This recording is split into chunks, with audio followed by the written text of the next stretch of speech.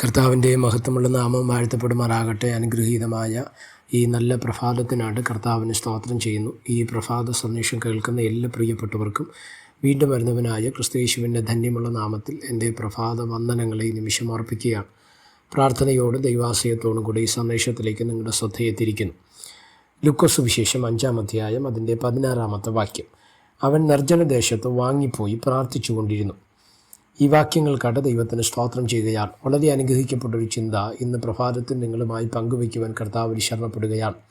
ഇവിടെ ശ്രദ്ധിച്ച് യേശു കർത്താവിൻ്റെ ശുശ്രൂഷയുടെ ഒരു തലം, അത് നമുക്ക് 5-ാം അധ്യായത്തിൽ ലൂക്കോസ് 5-ൻ്റെ ആരംഭ ഭാഗങ്ങൾ നമ്മൾ പഠിക്കുന്ന സമയത്ത് രണ്ട് കാര്യങ്ങൾ പഠിക്കുന്നുണ്ട്. ഒന്ന്, ഗന്നേസരത്ത് തടാകത്തിൻ്റെ കരയിൽ ശൂന്യമായി നിൽക്കുന്ന പത്രോസിൻ്റെ പടകിനെ നിറയ്ക്കുന്ന ഒരത്ഭുതം. 2, ആ പട്ടണത്തിൽ കുരുടനായ കുഷ്ഠരോഗിയായ ഒരു മനുഷ്യൻ വന്ന് യേശുവിൻ്റെ അടുക്കൽ പറയുകയാണ്, എന്നെ ശുദ്ധമാക്കുവാൻ നിനക്ക് മനസ്സുണ്ടോ എന്ന് പറഞ്ഞ് ചോദിച്ചവനോട്, എനിക്ക് മനസ്സുണ്ട്, നീ ശുദ്ധമാക എന്ന് പറഞ്ഞവനെ ശുദ്ധമാക്കിയ ഈ 2 പ്രവൃത്തികളാണ് നമുക്കവിടെ കാണാൻ കഴിയും. അതിനുശേഷം അവൻ്റെ പേര് ആ നാട്ടിലൊക്കെയും പരന്നു.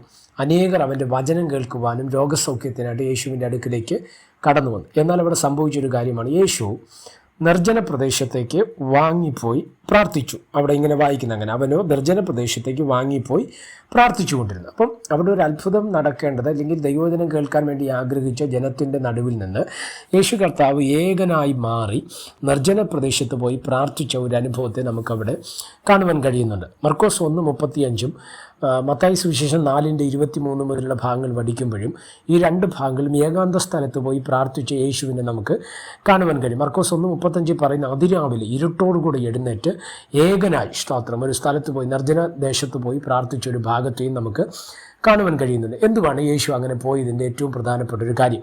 ഇവിടെ നമ്മൾ ശ്രദ്ധിച്ച് ജനത്തിൻ്റെ നടുവിൽ നിന്ന് മാറി നിൽക്കുകയാണ്. ഇവിടെ പറയുന്നത് മത്തായി സുവിശേഷം 4:23 പറയുന്നത് മരുഭൂമിയിൽ പോയി പ്രാർത്ഥിച്ചെന്നാണ്.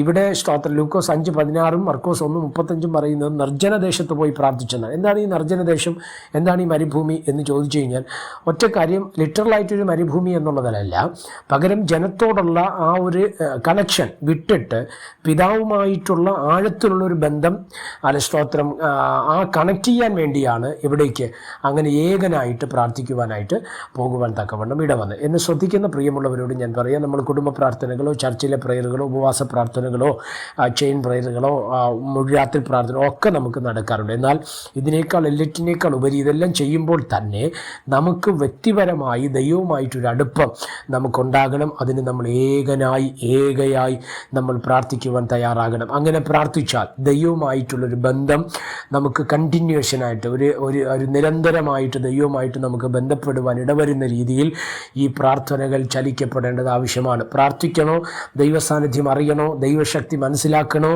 ഏകയായി പ്രാർത്ഥിക്കണം. ആരും കൂടെ വേണമെന്നില്ല.